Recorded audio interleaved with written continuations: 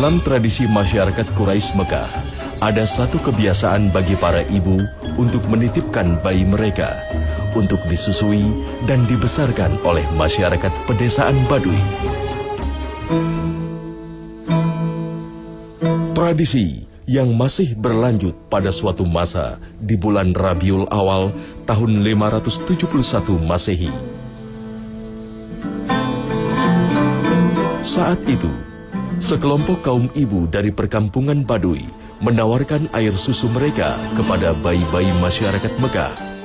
Salah seorang dari mereka mendapat kepercayaan untuk menyusui seorang bayi yang kelak akan menjadi nabi seluruh umat, Muhammad Sallallahu Alaihi Wasallam. Dialah Halimah As-Sa'diyah.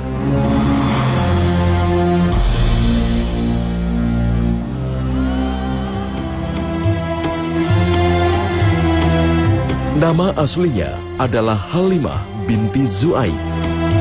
Kata Halimah juga memiliki arti lemah lembut. Karena ia berasal dari keluarga Bani Sa'ad, maka orang lebih mengenalnya dengan sebutan Halimah As-Sa'diyah atau Halimah yang berasal dari Bani Sa'ad. Bani Sa'ad merupakan salah satu suku besar dari suku-suku Baduy Hawazin yang terletak 170 km di sebelah timur kota Mekah. Perkampungan Bani Sa'ad yang gersang memang tidak cocok untuk dijadikan lahan bercocok tanam.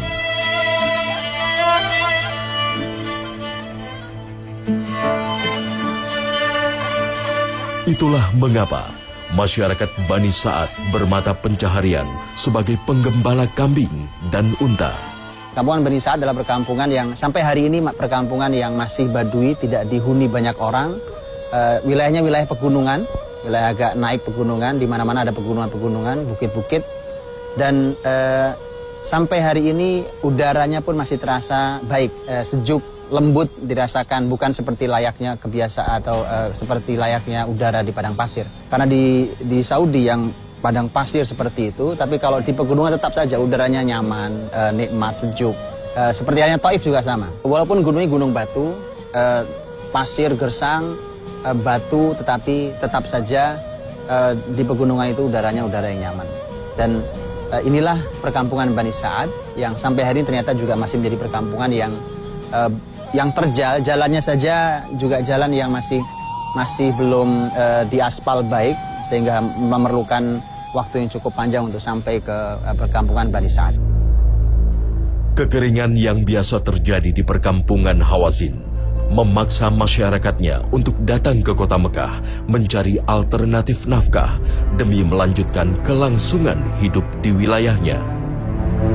Termasuk kaum ibu Hawazin yang menawarkan air susu kepada bayi milik bangsawan kota Mekah, serta pengasuhan yang dilakukan di perkampungan Hawazin.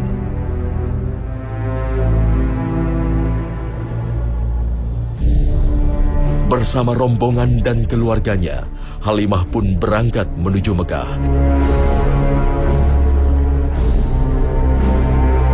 Sesampainya di Mekah, keberuntungan seolah enggan menghampiri Halimah yang tak kunjung mendapatkan berkah. Kecuali seorang bayi yatim yang justru membuat ia ragu. Amra, ألست من بني سعد؟ بلى، أنا حليمة بنت أبي ذؤيب من بني سعد بن بكر، وهذا زوجي وابن عمي الحارث، وهذا رضيعي. ابني محمد يتيم، فقد أباه وهو لا يزال جنينا، وإني والله لا أحب أن ترضعيه، وهو طفل مبارك، خذيه وأرضعيه، فوالله أحبه أن يسترضع في بني سعد. يتيم يا جدي، وماذا أفعل به؟ أخاف عليه من وباء مكة، وإنني والله لا أطيق فراقه، ولكنه لابد أن يرضع في البادية على عادة العرب من أهل الحضر حتى يكبر ويشتد، وستجدون منا خيرا. ماذا نفعل بيتيم يا عماه؟ إننا قوم فقراء في أرض مجدبة، تصيبنا السنة بعد السنة فتحطم العظم واللحم، فما تدير لبنا ولا تحمل شحما ولا لحما. اهدأ يا ولدي اهدأ، حوطتك برب الكعبة. أهو ولدك؟ بلى. ولدي محمد رضيع، خذيه فأرضعيه فيصبحان أخوين. والله ما أحب أن أغفرك، وأنت كما تبدو سيدا كريما شريفا، ولكن ماذا أقول يا عماه؟ انظر إلى ولدي، إنه يبكي من الجوع، وما في ثدي ما يغنيه، ولا أدري ماذا أفعل. انطلقي راشدة فعسى أن تصيبي ما تتمنين.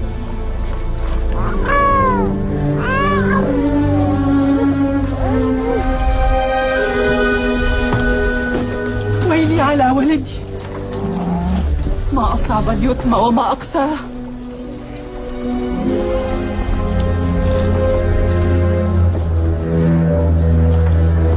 Diiringi perasaan bimbang dan ragu, Halimah akhirnya memutuskan untuk mengasuh sang bayi yatim yang merupakan cucu dari Abdul Muthalib.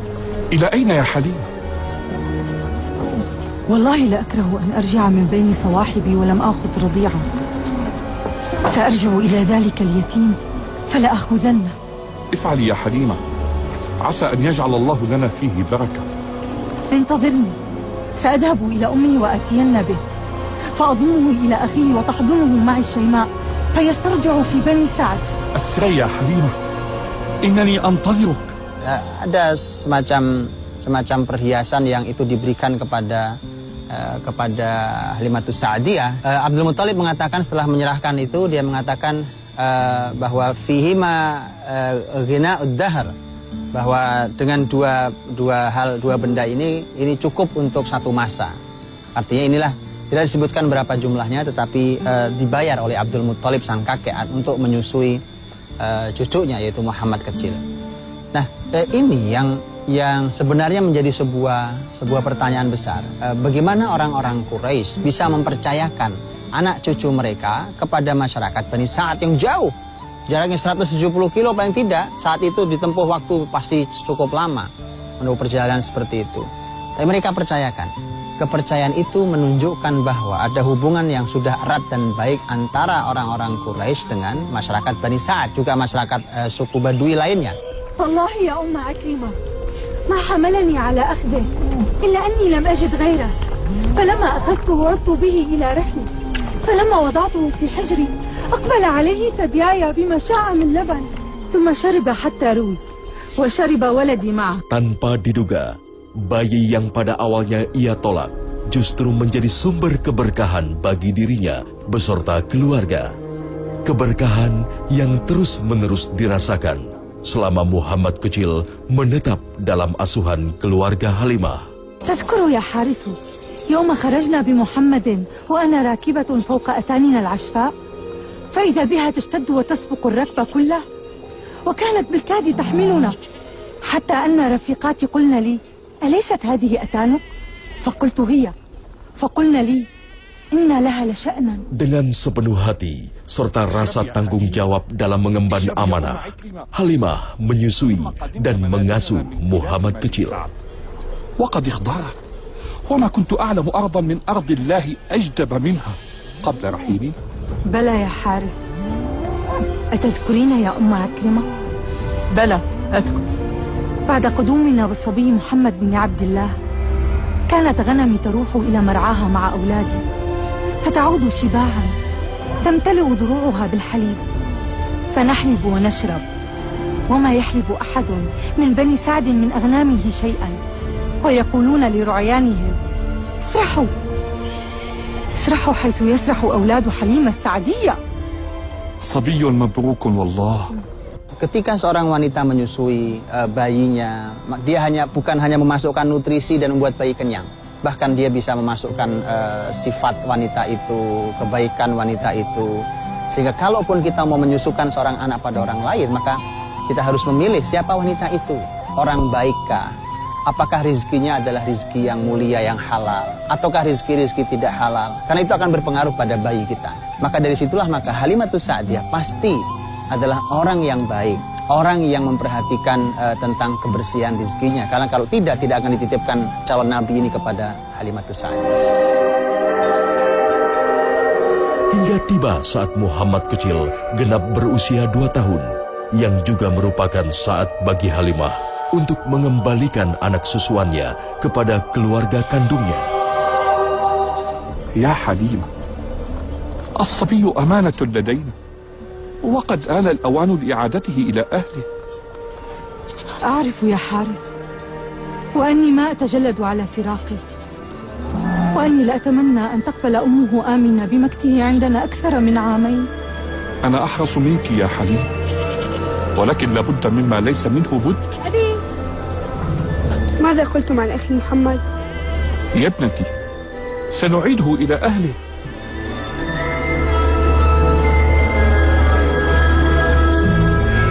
أعرف يا حارث كم سيحزن عليه أخوته، والشيماء بخاصة، إنها لتحدب عليه كثيرا. Saat yang dirasakan teramat berat bagi Halimah untuk melepas Muhammad kecil yang telah membawa banyak keberkahan. Mengetahui perasaan hati Halimah, sang ibu kandung Muhammad kecil, yakni Aminah binti Wahab, akhirnya mengizinkan Halimah untuk membawa Muhammad kecil kembali ke perkampungan Bani Sa'ad. يا حارث، لقد عدت بمحمد. أين محمد؟ إنه مع أخوته يرعى الغنم. كيف وافقت آمنة على عودة محمد معك يا حليمة؟ لطف من الله بنا يا حارث. Mengapa orang-orang Quraisy, suku-suku hebat seperti Quraisy itu malah menitipkan anak-anak mereka kepada suku Badui itu? Yang pertama adalah secara tempat, secara wilayah, Bani Sa'ad itu ada di gunung. Cuacanya sangat baik, sebagaimana layaknya kalau kita ada di puncak-puncak gunung. Cuacanya sejuk, dia memang gersang, dia memang pasir, memang kerikil, tetapi karena dia posisinya di ketinggian maka terasa sangat sejuk, udara bagus. Tentu ini sangat baik untuk pertumbuhan kesehatan seorang bayi. Bayi atau anak kecil tumbuh dengan baik di udara yang sesegar itu. Berbeda dengan Mekah. Mekah itu lembah dan dia posisinya paling bawah dan kanan kirinya adalah gunung. Kanan kiri adalah kanan kiri gunung, maka berbeda sekali. Ini ada di posisi dia lebih tinggi dan cuaca lebih baik. Yang kedua yang mahal dan ini tidak ada di kota besar adalah bahasa. Kefasihan bahasa. Semakin, ini kaidah dalam bahasa Arab, semakin ke kampung, semakin ke pedalaman, bahasa Arab itu semakin baik, semakin sesuai dengan kaidah-kaidah bahasa. Dibandingkan kalau bahasa itu di kota adanya. Semakin ke kota, bahasa semakin rusak. Itu di dalam bahasa Arab. Itu menunjukkan bahwa belajar bahasa itu mahal. Itu salah satu kunci peradaban. Siapapun yang ingin hadir sebagai pemimpin peradaban harus kuasai bahasa. Kemudian juga di suku Bani Sa'ad itu daerahnya pegunungan gitu, sehingga secara fisik juga dia lebih baik. Secara fisik karena dia harus naik turun. Untuk bermain pasti dia naik turun. Nah itu diperlukan untuk membangun fisik yang baik, fisik yang kuat, pertumbuhan yang baik. Dan itu masalah dari pendidikan kita hari ini, ambillah sebagai sebuah pelajaran. Sehingga ketika hari ini kita, generasi kita disuguhi sebuah permainan umpamanya yang itu membuat mereka hanya menghabiskan waktu untuk duduk saja. Membuat mereka susah untuk bergerak. Dan itu bukan pendidikan yang baik. Di usianya yang keempat, saat Muhammad kecil bermain dengan saudara-saudara sesusuannya, keluarga Halimah dikejutkan dengan sebuah peristiwa yang aneh. Peristiwa yang kemudian diketahui sebagai pembelahan dada Nabi Muhammad Sallallahu Alaihi Wasallam.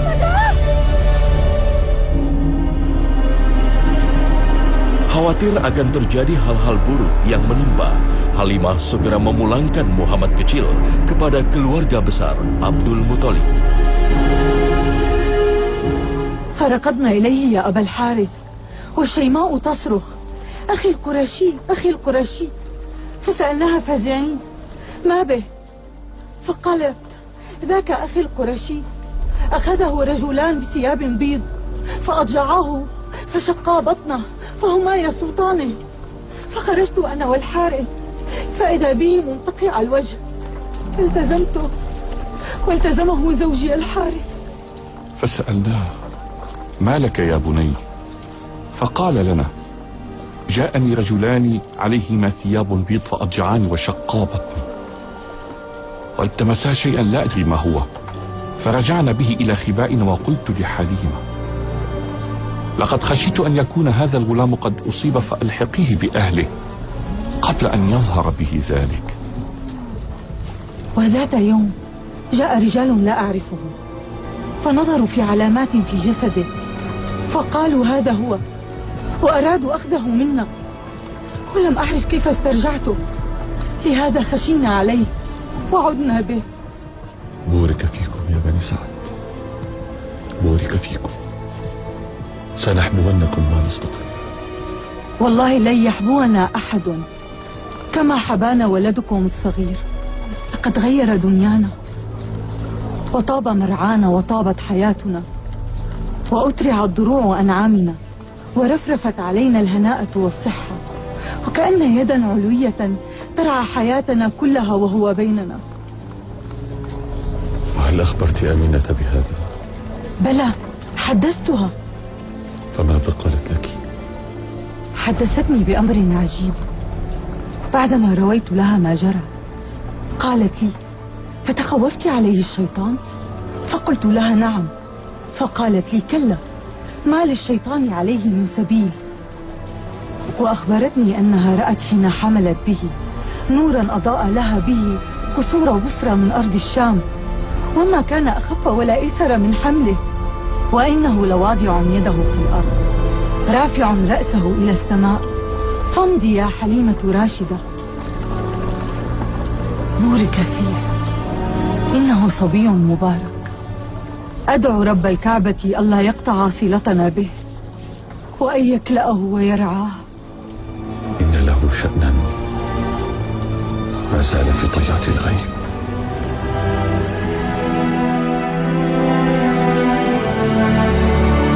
Sejak peristiwa itulah, berakhir sudah tugas Halimah As-Sadiah dalam menyusui dan mengasuh Muhammad kecil.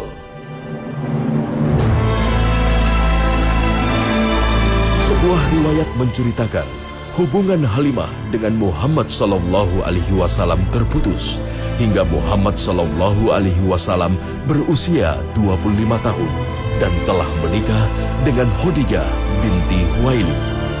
Begitu menikah dengan Khadijah, Muhammad SAW menjadi seorang anak muda yang kaya, karena Khadijah istrinya adalah seorang pedagang yang kaya raya.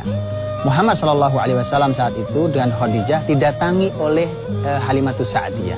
Halimatus Sa'diyah datang menceritakan, mengadukan tentang negerinya yang kembali ditimpa oleh paceklik, kering kembali melanda mereka. Begitu mengadu pada Muhammad SAW, Nabi minta izin pada Khadijah, kemudian mereka berdua sepakat untuk memberi ibunda susuannya 40 ekor kambing. Ini adalah bakti yang diajarkan dalam Islam. Memang dia ibu susuan, tapi dalam Islam bahwa ar-radha'ah lahmatun kalahmatin nasab. Susuan itu adalah daging seperti daging nasab. Maka penghormatannya pun dihormati sama seperti bakti seorang anak pada orang tuanya sendiri. Hingga tibalah saat Muhammad Sallallahu Alaihi Wasallam mengemban tugas nan maha mulia menjadi Rasul terakhir utusan Allah Subhanahu wa Ta'ala.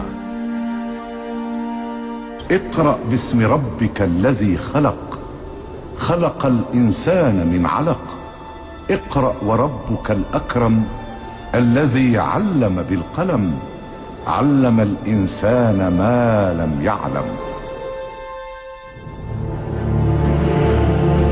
Halimah yang mengetahui kenabian anak susuannya tersebut tanpa ragu menyatakan keimanannya, meski saat itu suku Hawazin belum tergerak mengakui kerasulan Muhammad Sallallahu Alaihi Wasallam.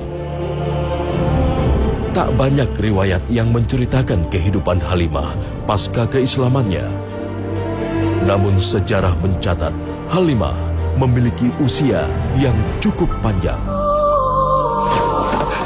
Oma,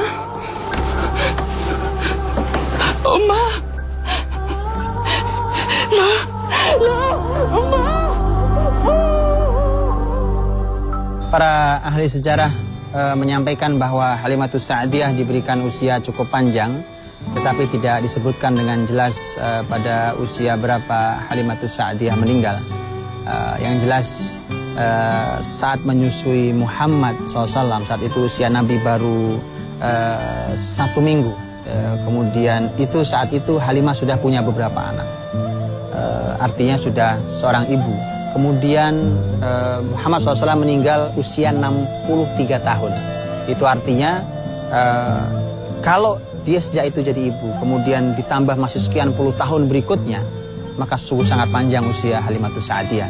Sehingga para ahli sejarah mengatakan Halimah diberikan Allah usia panjang, tapi tidak jelas tahun berapa dia meninggal. Rahimahullah Halimah As-Sa'diyah. Separuh dirinya telah mengalir pada diri Rasulullah Sallallahu Alaihi Wasallam.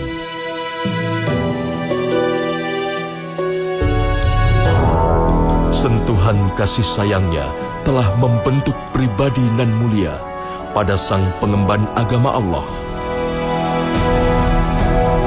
Sesuai dengan yang telah dilakukannya, Halimah As-Sa'diyah mendapat kemuliaan dari sang anak susuannya. Halimatus Sa'diyah radhiyallahu anha harus kita ambil dalam hikmahnya. Di antara hikmah besar adalah yakinilah sebuah ayat. Ketika Halimatus Sa'diyah mendapatkan seorang Muhammad kecil, dan sesungguhnya Halimah tidak menerima awalnya. Dia tidak setuju dengan rezeki yang Allah berikan ini. Tapi toh ternyata ujungnya Allah berikan rezeki itu juga. Belakangan dia tahu ini rezeki terbaik yang awalnya dia tolak. Itulah mengapa orang beriman dalam hidupnya, apapun yang Allah berikan kepada kita, apapun perintah Allah untuk kita, harus diyakini bahwa bisa jadi sesuatu itu adalah sesuatu yang tidak kita sukai, tetapi itu baik buat kita. Bisa jadi sesuatu itu sesuatu yang kita sukai tapi tidak baik buat kita. Itu ayat, kita harus meyakini itu. Allah Subhanahu wa taala memerintahkan agar kita bisa menilai. Mungkin kita tidak setuju dengan keadaan kita hari ini, mungkin kita protes dengan keadaan kita hari ini, tapi yakinlah selama ini di jalan kebaikan dan kebenaran, pasti ujungnya adalah kebaikan. Karena bisa jadi hal-hal yang bahkan kita sukai, kita gemari, tapi sesungguhnya ada murka Allah di ujungnya. Dan tidak ada baik hidup ini yang ujungnya adalah murka Allah Subhanahu wa ta'ala.